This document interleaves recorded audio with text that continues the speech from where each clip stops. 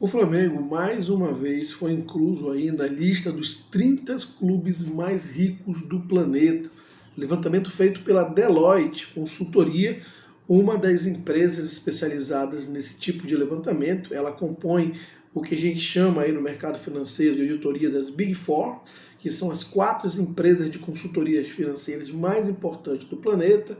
A Deloitte, junto com a KPMG, Ernst Young, que audita o Flamengo, e a PwC, PricewaterhouseCoopers, são as 4 empresas mais importantes de auditoria financeira, consultoria financeira, e por isso esse levantamento ele tem um peso muito grande, né? Colocando o Flamengo como o único clube não europeu entre os clubes mais ricos do planeta, entre os 30 clubes mais ricos do planeta.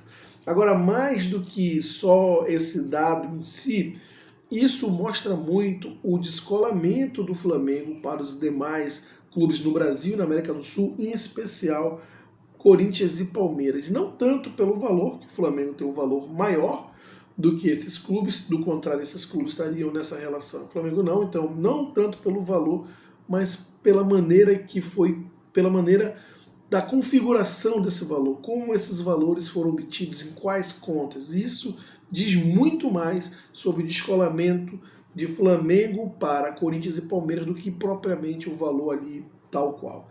E é sobre isso que nós vamos falar. Agora, antes de seguir com esse vídeo, eu peço a sua ajuda para que você se inscreva no canal. Se você curte o conteúdo do canal e quer apoiar o canal para continuar crescendo, se inscreva. Ao se inscrever, muito importante ativar o sininho para que você receba as notificações dos próximos vídeos. Tão importante quanto é deixar o like, o famoso joinha. Através do seu like, o YouTube entende como relevante esse conteúdo e distribui para um número muito maior de pessoas. Então, se inscreva no canal, ative o sininho, deixe o like, o famoso joinha.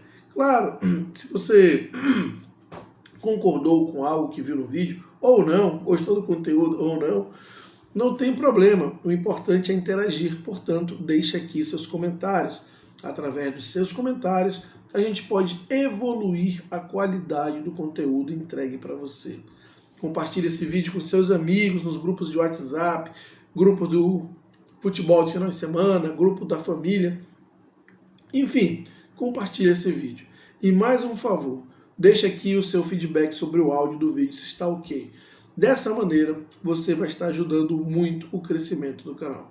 Voltando ao tema do vídeo, a Deloitte publicou aí o seu levantamento que ela faz todos os anos. Ela tem aí um braço da sua consultoria especializada nas finanças dos clubes de futebol, principalmente os clubes mais relevantes do planeta.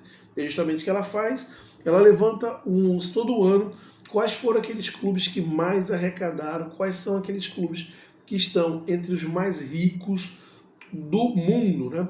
E o Flamengo é o único clube não europeu, ela faz uma relação entre os clubes mais ricos do mundo, o Flamengo é o único clube não europeu que está nessa relação. Inclusive, o Flamengo muito próximo em termos de receitas, ali com Milan e Internazionale de Milão, que faturam mais que o Flamengo, até pelo mercado europeu que estão. Mas não é uma diferença tão relevante, é uma diferença ali de 20, 30, 40 milhões de euros entre esses clubes. O Flamengo faturando aí algo em torno de 200 milhões de euros, vamos arredondar, o número que a Deloitte coloca é 198 milhões de euros. Inter de Milão e Milan oscilando ali em 230, 235, 240 milhões de euros, 350 milhões de euros, se você pegar os últimos 3 anos e nesse ano em específico, também nessa faixa. Ou seja, não é uma diferença tão grande para 2 gigantes europeus, historicamente falando. E à frente de clubes, por exemplo, como Benfica e Porto, né? Os clubes portugueses, as grandes marcas portuguesas. Eu me lembro muito bem quando o Jorge Jesus estava no Flamengo, e os portugueses sempre têm esse nariz empinado, e quando ele foi convidado para ir ao Benfica, tinha uma jornalista que cobria ele sempre, eu acho que o nome dela é Irene alguma coisa, Irene Palmer, não lembro agora, mas ela cobria ele, e quando o Benfica fez a proposta, ela deu uma entrevista para o Benji ao vivo ali no Fox Sport Rádio, quando existia Fox Sport Rádio, dizendo que era melhor para o Flamengo, porque o Flamengo não teria condições de manter o Jorge Jesus pelo valor que ele iria pedir, o Flamengo não teria essa condição de manter como o Benfica teria. E anos depois, o Flamengo aparecendo constantemente à frente do Benfica e do Porto como um dos clubes mais ricos do planeta. Então aquela frase ali que quis, não digo intencionalmente, tirar uma onda ou diminuir o Flamengo, né, colocando o Flamengo como coitadinho, mostra aí a Deloitte que o Flamengo é um clube muito mais forte, muito mais poderoso em todos os sentidos, mas principalmente no sentido financeiro, do que Benfica e Porto, que são as grandes marcas do futebol português e uma das marcas fortes do futebol europeu. Então isso mostra muito o nível que o Flamengo se encontra em relação a poder financeiro, desenvolvimento da sua economia como clube, como instituição.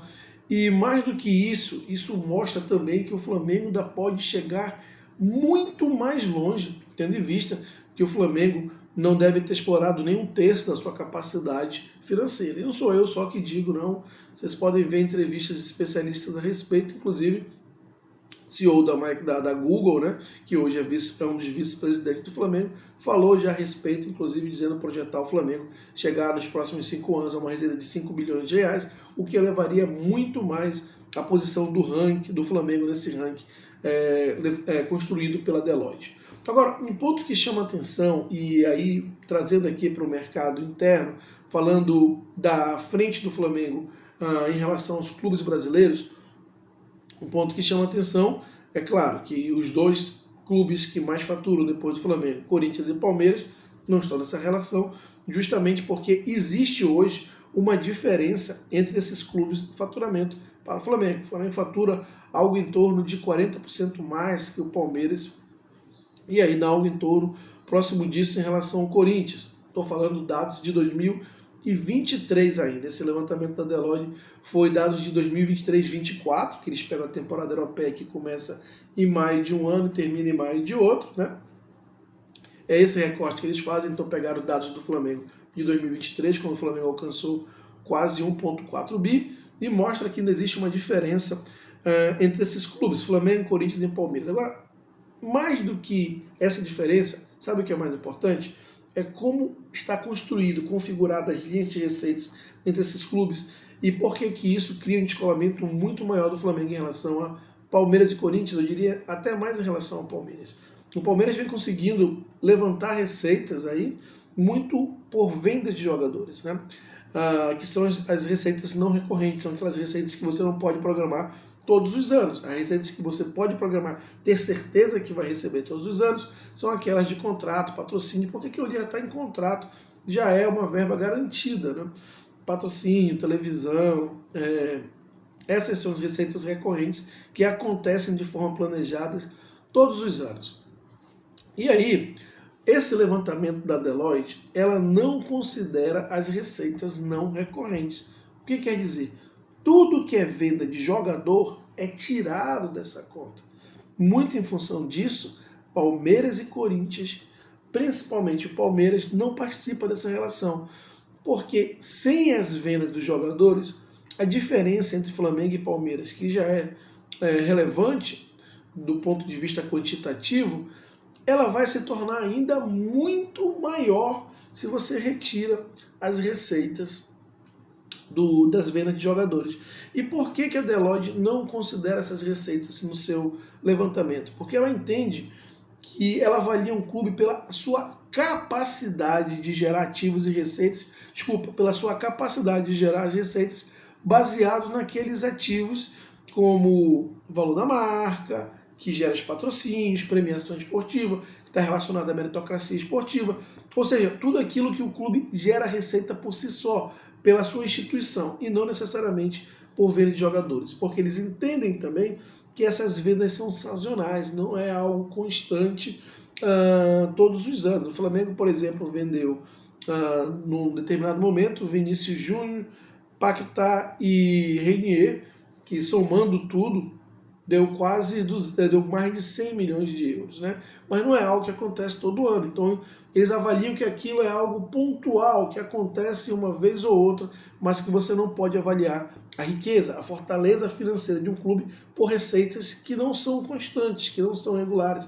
Então eles avaliam um clube do ponto de vista sólido financeiramente, aquele clube que através dos seus ativos, valor da sua marca, capacidade de gerar receitas através de bilheteria, sócio-torcedor, patrocínios, premiação esportiva, televisão. Essas são as receitas recorrentes que são a base, a sustentação de um clube financeiramente consolidado, forte.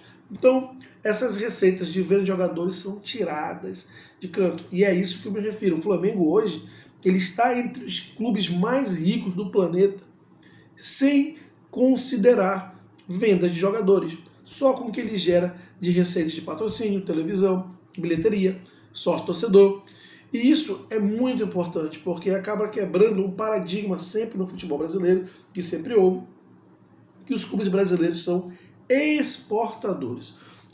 Eu fiz um vídeo recentemente falando sobre o valor de marca, por que os jogadores preferem o Flamengo, por que se valorizam em termos de como ativo, né? E algumas pessoas me questionaram.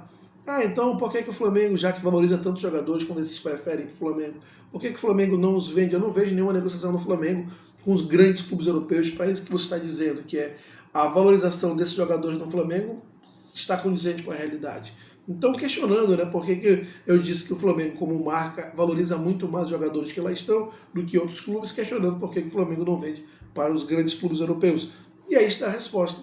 Porque o Flamengo ele deixou de ser um clube vendedor e ele passou a ser um clube comprador. Pelo menos condições para isso tem, já que ele está entre os mais ricos do planeta, sem que necessariamente sem que contem as receitas com venda de jogador. E o fato de você estar entre os mais ricos do planeta, sem contar qualquer venda de jogador, isso por si só já mostra o quão independente você é financeiramente dessas receitas. Ou seja, o Flamengo ele consegue se sustentar no mercado sem que tenha que vender nenhum ativo seu, nenhum jogador. Isso fortalece o clube de várias maneiras, né? Primeiro porque passa uma mensagem para o mercado que para tirar jogador do Flamengo vai ter que pagar muito caro. E às vezes não faz sentido, porque o Flamengo não quer se livrar de jogadores. Eu sei que o Flamengo ainda vende jogadores, tá? Não estou dizendo o contrário. Estou dizendo apenas que, segundo a Deloitte, ele não depende dessas receitas para estar entre os clubes mais ricos do planeta. Então isso favorece na hora de endurecer o jogo nas negociações e também isso favorece na hora de formar os grandes esquadrões. O Flamengo não vende seus grandes jogadores.